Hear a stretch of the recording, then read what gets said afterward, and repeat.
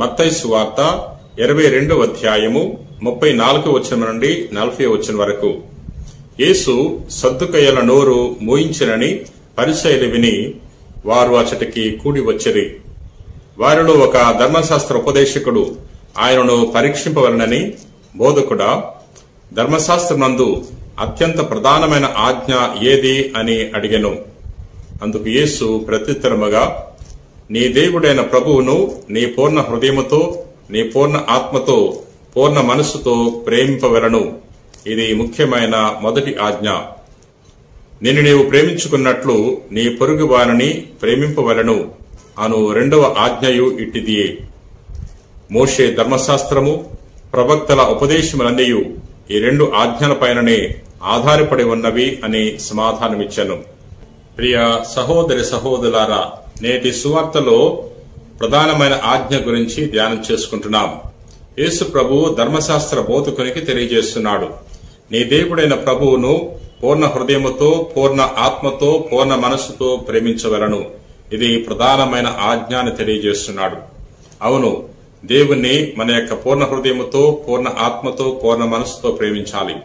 ఎందుకంటే దేవుడు మన జీవితానికి మూలము, మన జీవితానికి గమ్యం కూడా దేవుడే. మన ఊపిరిని దయచేశాడు, మనకు ఈ రూపాన్ని దయచేసింది ప్రభువే.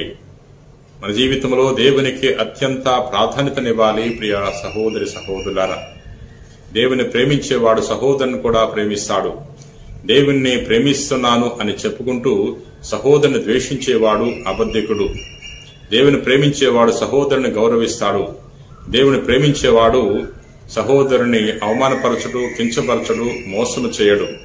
కాబట్టి ఈ భూలోకంలో జీవించినప్పుడు దేవునికి అత్యంత ప్రాధాన్యతనిచ్చి జీవించటానికి ప్రయత్నం చేద్దాం. ప్రార్థన చేసుకుందాం. ప్రేమ కలిగిన ప్రభువా, దయగిన సర్వేశ్వర, ప్రభువా, నిన్ను స్తుతిస్తున్నాం, మహింపరుస్తున్నాం, గణపరుస్తున్నాం. ఓ గొప్ప దేవుడా, మా జీవితానికి మూలము నీవే, మా గమ్యము కూడా నీవే. ప్రభువా, ఈ భూలోకంలో జీవించినంత కాలము నిన్నే స్తుతించి మహింపరిచి నిన్నే ఆధారంగా చేసుకుని జీవించే వాక్యాన్ని దయచేయండి. ప్రభువా, ఈ రోజున ఎవరెవరైతే ఈ వాక్యాన్ని ఆలకించి ప్రార్థన చేయుచున్నారో అటువంటి వారందరినీ కూడా ఆశీర్వదించండి. ఎవరైతే అశాంతితో, అలజడితో, అనారోగ్యంతో బాధపడుతున్నారో అటువంటి వారందరినీ కూడా తాకి స్వస్థపరచమని మా నాథుడైన క్రీస్తు ద్వారా మనవి చేయుచున్నాం తండ్రి. ఆమెన్.